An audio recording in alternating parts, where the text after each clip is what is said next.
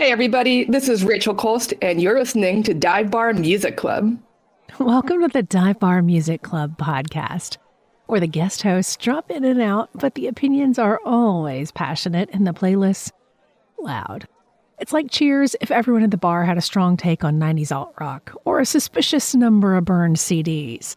Around our table, you'll find an emerging touring songwriter, a former cult band favorite whose work since then is even more interesting, a portrait photographer with a not-so-secret metal penchant, a record store owner who learned about Swifties the hard way, a retired folk singer who regrets nothing, and a zine maker with more cool music projects than we can count.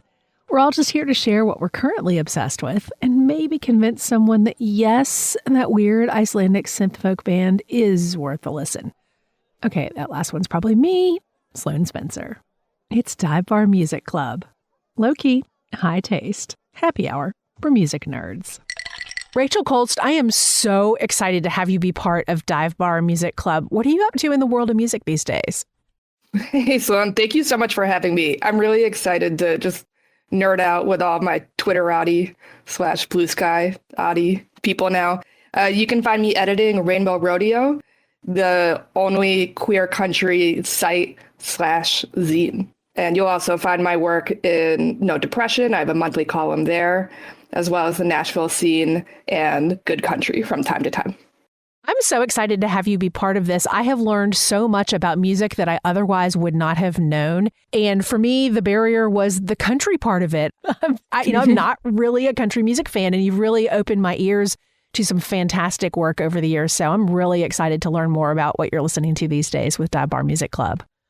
Thanks. I've actually been listening to a lot of jazz in my free time. I think 20 years of writing about Americana and country and roots rock has kind of made me really hate 3-chord songs. I'm just kidding, but I think, I'm definitely excited to expand my own horizons because I know you've got a lot of people with really exciting tastes coming onto the podcast as well. That's the plan, is that hopefully we all like different things, but we all have enough of an overlap to be able to turn people on to other things. I'm super into like early 1970s soul jazz. It's like comfort music for me. Yeah, totally. And, when I say queer country for Rainbow Rodeo, that's just because it's a nice alliteration. It's mostly Americana, I think is how we would describe it nowadays. Sure. I think that's important to clarify for folks, because if you're like me and you're like, I don't listen to country music, I'm not sure I've told the listeners of this particular podcast, I worked in pop country for 25 years. I've listened to plenty of country music in my life.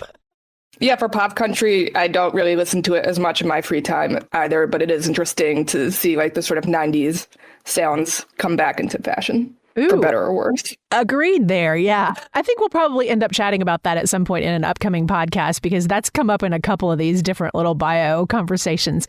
So Rachel Cholst, we've known each other digitally for a pretty long time, but how did you end up working in the world of music? I'm a millennial, kind of right there in the middle, born in 1988. So I was like in my tweens when the internet became a thing. And so I was just kind of used to, if I liked something, doing what I could to find everything about it. And as much as streaming has really been damaging to the music industry, I think it's been great for music listeners. I never would have found my way into alt country and Americana if it wasn't for services like Yahoo Radio and Pandora. Try to keep it really brief. I am like New York City kid. My family is like third generation Ellis Island, so there's no real particular roots in what you would consider like classical country music. They don't listen to it. But I just really fell in love with sort of Southern rock and twang for whatever reason. And as I got older and my own politics continued to develop, I found myself gravitating towards this sort of intersection between punk and country and singer-songwriting. So not necessarily so much like the bloodshot record bands that are really in your face, but those bands that were kind of made famous on the Revival tour or artists. So like Two Cow Garage, Lucero, like those kinds of people. And I noticed as I was going to more and more shows, as I was reading more and more blogs about those artists, they almost universally featured straight white men, and I was almost always the only woman there at these shows who wasn't there with her boyfriend. So I wanted to figure out who those other people were. This was also 2011, so kind of like as the ideas of intersectionality and like Occupy Wall Street were all entering the mainstream. So I decided to just start my own blog, Adobe and Teardrops, that tried to highlight artists of marginalized identities. So queer artists, BIPOC artists, as we would use the term now, and all people who are working somewhere within the root space, and also just artists who I liked. So that also included like Two Cal Garage and Abigail Lucas and people like that.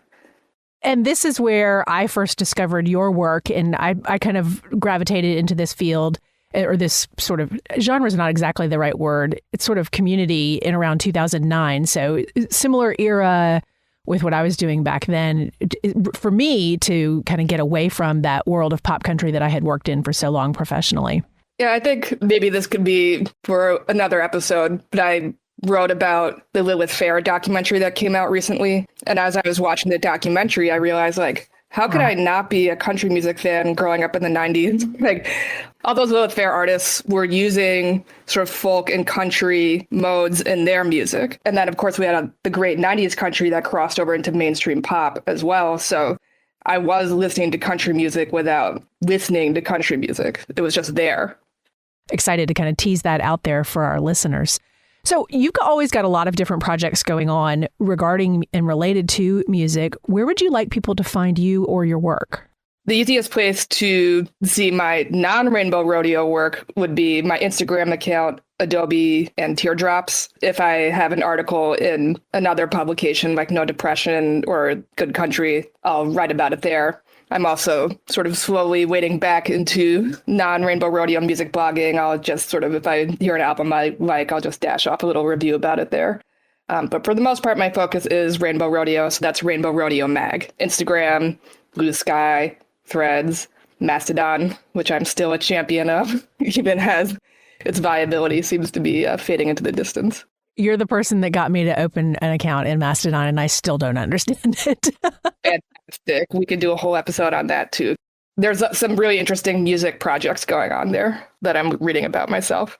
I believe it. And I have a lot of room for growth personally in understanding how that works. But yeah. So one of the threads for all of us is the love of live music. What are some venues that you've been to, and just really the venue is as important as the music to you? Yeah, totally. I was thinking about this. There's a little bar on Union Street in Brooklyn near the R called Union Hall. And they pretty much only do stand-up comedy now. There's like a fire in the basement where the venue was about 10 years ago. And once it reopened, for whatever reason, they just haven't been doing live music in there, even though the room looks exactly the same. But before they did that, they often had a lot of great Americana and alt country bands there. And whoever was the sound engineer sounded perfect. It was a small room, but you could stand anywhere. And like Two Cal Garage, which is a very kind of screamy, well, not screamy, but blistery band. Like you could stand anywhere in that room and you could hear the lyrics over the music. And I always really enjoyed going to see shows there.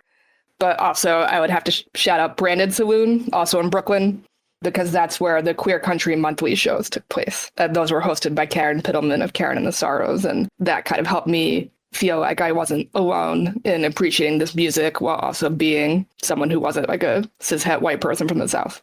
Yeah. So venues really are important spaces, especially spaces that offer that sense of community and welcoming, that there's just something magical about that. I really appreciate the magic of music spaces that are able to provide that and create that for community. Yeah, I'm very interested. I think New York is just like its own sort of animal when it comes to live music because there's only so many places you can perform. And so it's not like any one venue can really afford to have like a brand, you know? But I am sort of interested in the idea of like a venue where you could just show up without knowing who's playing and know that you'll probably like it. I think Rockwood Music Hall came the closest to that in my experience because that was a venue that really focused on singer-songwriters. Yeah. Breaking the mold. I live in Upper Manhattan, and there's just not really a lot of storefront space up here, which means there's just not so many places to perform. There's a big Dominican and increasingly Mexican community up here. So I know that there's like a whole sort of scene for like mariachi and DJs and things like that is just like totally off my radar.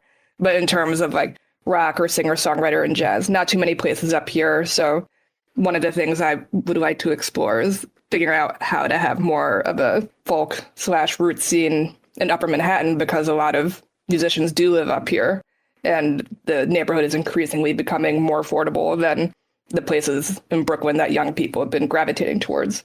So one venue I want to shout out is Penny Joe's. It's a bar on 163rd and Broadway. I've been doing semi-regular shows for Rainbow Rodeo, but for the most part, they do jazz. Every night from 9 to 11, they have different jazz bands. The neighborhood is a really big jazz community. You know, obviously it's close to Harlem, but also because it's very easy to pop down to Times Square. We have a lot of actual working musicians up here who work on Broadway or in jazz or classical music. And so the people are here. We just need the physical space. And it's a really nice cocktail bar, some of the best drinks above 125th Street. And they've got really nice soups and salads. So like you can walk in and it just feels like a regular bar. It's not like bougie or anything like that, but they treat you really well and everything is just very thoughtful. And they have a big rainbow flag in the back, so that always helps. But it's a really nice spot, and I'm very happy that they've welcomed Rainbow Rodeo. It's so different from what they usually have there. That is very cool. I love to hear that. Is there anything else about the music that you have coming up that you want to be sure people know in a bio episode? For my picks, you can mostly depend upon me for anything that has a sort of crunchier rock sound, but I'm probably going to be bringing some jazz too. And one of my friends recently asked me to describe the kind of jazz I like, and I'm just not schooled enough in the history to really like, or really anything. And I think that's what I like about it, because I don't know a thing. So it's either like, I like this or I don't, you know, and it doesn't feel like homework. Like if I'm listening to country or Americana, I'm already writing the review in my head. For jazz, I have like no idea what I'm listening for other than my own response. And so I'll probably be bringing in all kinds of stuff, but I am a bass player, so it will have inevitably some kind of strong groove or melodic hook. It's not going to be, a lot of modern jazz tends to be like really discordant and kind of very intellectualized, and that's not the kind of jazz I'm into, but I will be bringing in whatever contemporary stuff I come across. There's just some really cool cosmic stuff out there, and also like my favorite music podcast in general is Alt Latino. Oh, yeah. I also speak Spanish, but I love how the hosts, Felix and Anna Marie, they just love everything they talk about. And you can tell they really care about the music they're picking, and they're so knowledgeable. And even if I don't always connect with the music, I care about it because they care about it. And I also think it's an interesting model of how to feature art by people who have a specific part of their identity in common, but that doesn't mean that all of the music sounds the same by any stretch. Ooh, definitely. I think you also turned me on to that particular podcast. And I will say that the first 2 episodes I listened to were their 2 episodes about Bad Bunny. And I absolutely recommend that to everyone, especially folks who are like, who on earth is Bad Bunny? These episodes are for you. Alt Latino, easy to find from NPR. Yeah, it make me cry regularly. Just the passion, but also the defiance and strength in the music that they share. And, you know, that's certainly what draws me to queer country.